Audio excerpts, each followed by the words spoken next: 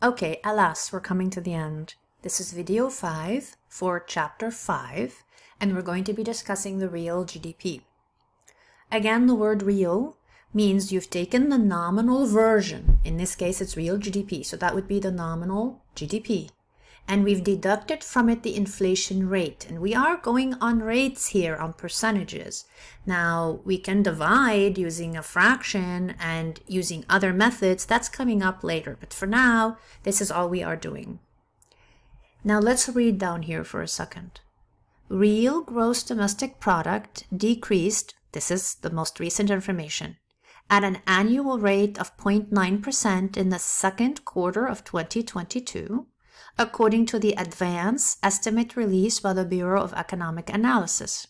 In the first quarter, real GDP decreased by 1.6%. What's going on here? What's going on here is that the inflation has been really a major factor.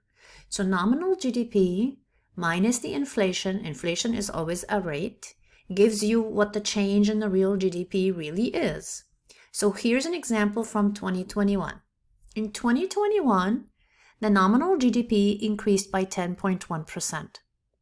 This is what it looks like as if we produced 10.1% more from the year before. But that's not correct, because some of that increase came from inflation. Let's recall what the definition of the GDP is. It's the market value of all goods and services produced. So you're taking the price of each unit multiplied by all the units produced in all the industries that we have. That gave us 10.1%. But some of that was a price increase of 3.9%. So the inflation rate in 2021 was 3.9%. That means the GDP increased 6.2% in 2021. It did not increase 10.1%. It increased 6.2%. We're having a contraction this year. This year, the GDP, the nominal, in other words, when I say GDP, I mean the nominal. I don't have to say nominal. Remember, it's not redundant. So the GDP this year, the problem with it is that inflation is outpacing it. And so the real GDP is going to shrink. This is where that contraction is actually coming from. So we could be producing more, but it's irrelevant because most of what we're seeing as an increase is actually coming in an inflation. It's coming to us in higher prices. So the real GDP is what really matters, and the real income is what really matters. This year, there's speculation about whether we are in a recession right now or not. And the idea is that we are not exactly in a recession, even though we have had 2 quarters of a drop in the GDP consecutively, which is how many people view a recession to be. However, when a recession hits, when there's a contraction in the economy for 6 months, usually what's happened is that the unemployment rate is above the full unemployment rate, that 4.5% we were discussing. It would be higher, but we are looking right now at an unemployment rate that is below 4%. And at the same time, it's quite low. I mean, the unemployment rate is very low at around 3.6%, and that is amazing. At the same time, we really continue to see companies taking steps forward. Now, there is a slowdown, and that's because the inflation is so high, and the Federal Reserves, which is the central bank of the United States, has taken steps to purposefully raise interest rates. This is called monetary policy, and this is something we're going to discuss towards the end of our course together. And when they raise the interest rates, they are using this tool of interest rates as one of 4 major tools that they use in order to discourage additional borrowing and encourage savings, because when interest rates go up, they also go up on savings. So people start to think, okay, spending money is not worth it as much as it was before. This is all opportunity cost, high opportunity cost.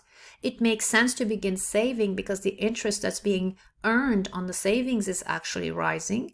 And yet, if I borrow, I will have to borrow at a higher percentage. I'm sure you've been reading about how housing is finally slowing down as far as increasing in price. Why? Because the mortgage interest rates have actually been rising, and they are too high right now. That makes a person's payment at the end of the month higher than it would have been a year ago or 2 years ago. Consequently, there are people who are weeded out of the market. They can't really afford it. They don't even bid on a house. They don't even consider that purchase for themselves. So that really shows you how powerful it is to look at inflation and the role of inflation in an economy. So right now our inflation is very, very high. Consequently, the Fed is taking steps to reduce it. The way they try to reduce it is by actually reducing the real GDP itself. Do we prefer to do it without shocking the system? Of course, but it is what you have to do. Kind of like saying, if you want to lose weight, you can't eat as much as before. It is possible you're not getting as many calories as you should. But then you do lose weight, and therefore you lower your blood sugar, and maybe you lower your cholesterol and you lower your blood pressure.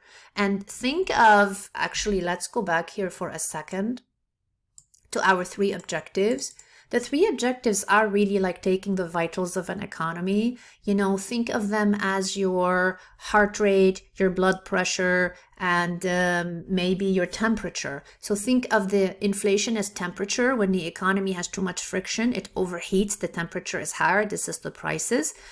Think of the unemployment rate as the blood pressure, and think of the GDP, especially the real GDP and economic growth, and the real GDP measures economic growth.